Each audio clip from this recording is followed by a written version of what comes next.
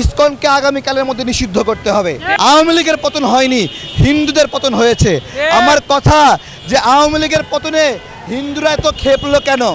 কেন আমরা কি হিন্দুদের মাথায় বাড়ি দিয়েছি? হ্যাঁ, আমরা কি হিন্দুদের কাপড় খুলে নিয়েছি? আমরা চুপ করে আছি, আমরা কিছু করছি না, তার মানে চুপ করে থাকবো, কিছুই করব না, এরকম ভাইবেন না। আমাদের একটি স্পষ্ট শক্তি রয়েছে, সেটি হলো বাংলাদেশের 90% বেশি মুসলিম এবং এখানে 8% হলো হিন্দু। যদি হিন্দুরা আমাদের এই গণ অভ্যুত্থানের সরকারকে বিরক্ত করে, গণ অভ্যুত্থান সরকারকে পতনের চেষ্টা করে এবং আওয়ামী লীগের হয়ে কাজ করে, তাহলে এইভাবে যদি মানুষ হত্যা করে, তাহলে আমরা স্পষ্ট করে বলছি যে আমরা মুসলিমরা আমাদের যে পারচেজিং পাওয়ার আছে সেইটাকে প্রয়োগ করব।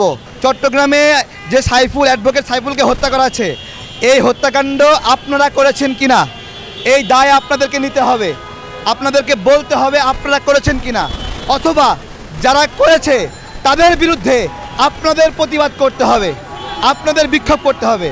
না হলে আমরা মনে করব আপনারা কমিউনিটি সন্ত্রাস করেছেন, আপনারা কমিউনিটি হত্যাকাণ্ড করেছেন। এই ঘটনার পরে ইসকনের এই বাংলাদেশে কোনো কার্যক্রম হতে পারে না। ইসকন নাকি ধর্মীয় সংগঠন। আমার কথা হলো, ইসকন যদি ধর্মীয় সংগঠন হয়, বক্তব্য তো দেয় বড় বড়, বক্তব্য দেয় তো রাজনৈতিক। এবং এই ইসকন বলেছিল বাংলাদেশে ইসকন প্রতিষ্ঠিত হয়েছে হাসিনাকে শক্তিশালী করার জন্য, বাংলাদেশে নাকি ইসকন প্রতিষ্ঠিত হয়েছে আওয়ামী লীগকে শক্তিশালী করার জন্য। আজকে সেই ইসকন হাসিনা পড়ে যাওয়ার পরে বাংলাদেশের বিরুদ্ধে ষড়যন্ত্র করতেছে। বিষয়টা এইরকম যে হাসিনার পতন হয়নি, মানে ইসকনের পতন হয়েছে। বিষয়টা এইরকম, আওয়ামী লীগের পতন হয়নি, হিন্দুদের পতন হয়েছে। আমার কথা যে আওয়ামী লীগের পতনে হিন্দুরা এত খেপলো কেন? কেন আমরা কি হিন্দুদের মাথায় বাড়ি দিয়েছি? হ্যাঁ, আমরা কি হিন্দুদের কাপড় খুলে নিয়েছি? এগুলো কি ধরনের কথা? আজকে যে ধরনের সাম্প্রদায়িক সংঘাত ছড়াচ্ছে, যে ধরনের বিষ ছড়াচ্ছে, রংপুরে মহাসমাবেশ, বগুড়ায় মহাসমাবেশ, চট্টগ্রামে মহাসমাবেশ, ঢাকায় সমাবেশ, বলে 8 দফা থেকে 1 দফা নাটক। আমরা চুপ করে আছি, আমরা কিছু করছি না, তার মানে চুপ করে থাকবো, কিছুই করব না, এরকম ভাইবেন না। আমাদের একটি স্পষ্ট শক্তি রয়েছে, সেটি হলো বাংলাদেশের 90% বেশি মুসলিম এবং এখানে 8% হলো হিন্দু। যদি হিন্দুরা আমাদের এই গণ অভ্যুত্থানের সরকারকে বিরক্ত করে, গণ অভ্যুত্থান সরকারকে পতনের চেষ্টা করে এবং আওয়ামী লীগের হয়ে কাজ করে, তাহলে এইভাবে যদি মানুষ হত্যা করে, তাহলে আমরা স্পষ্ট করে বলছি যে আমরা মুসলিমরা আমাদের যে পারচেজিং পাওয়ার আছে সেইটাকে প্রয়োগ করব। আমরা আমাদের মুসলিম নাগরিকদেরকে বলতে বাধ্য হব যে আপনারা হিন্দুদের এই ষড়যন্ত্র বন্ধ না হওয়া পর্যন্ত, অথবা হিন্দুরা এই ষড়যন্ত্রের সঙ্গে নাই এই ধরনের ঘোষণা না দেওয়া পর্যন্ত আমরা হিন্দুদের মিষ্টির দোকান থেকে মিষ্টি কিনবো না, হিন্দুদের দোকান থেকে কাপড় কিনবো না, হিন্দুদের দোকান থেকে সদাই করব না। স্পষ্ট কথা, কতক্ষণ পর্যন্ত? যতক্ষণ না পর্যন্ত ষড়যন্ত্র বন্ধ না হয়। আমরা জিনিসপত্র কিনে ওদেরকে অর্থায়ন করব, আর সেই অর্থ ইসকনে ডোনেশন করে বাংলাদেশের বিরুদ্ধে ষড়যন্ত্র করবে, রয়ের পক্ষে কাজ করবে। আমরা এটা হতে দেব না, স্পষ্ট করছি আজকে। আমরা ভারতের সাথে এদের সীমান্তের যে যোগাযোগ, এগুলো আপাতত চাই না। এরা এগুলো থাকলে ষড়যন্ত্র করে, বাংলাদেশের টাকা ভারতে চলে যায়।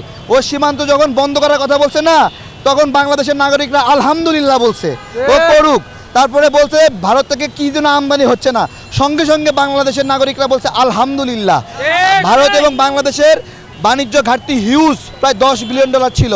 আমরা ভারতের পণ্য বয়কটের মাধ্যমে এটাকে কমিয়ে $5.99 বিলিয়ন নেমে এনেছি।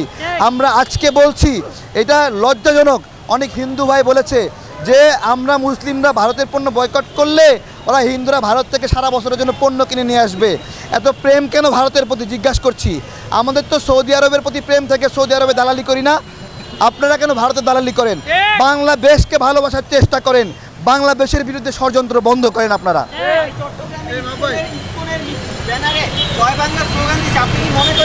এগুলো আমার চট্টগ্রামের প্রতিবেদন চলে আসছে, এগুলো ইসকন আওয়ামী লীগ নেতাদেরকে নিয়ে এই ষড়যন্ত্র করছে এবং এটা দেশ বিরোধী, দেশকে অস্থিতিশীল করা ষড়যন্ত্র। এমনি এমনি সে গ্রেপ্তার হয় নাই।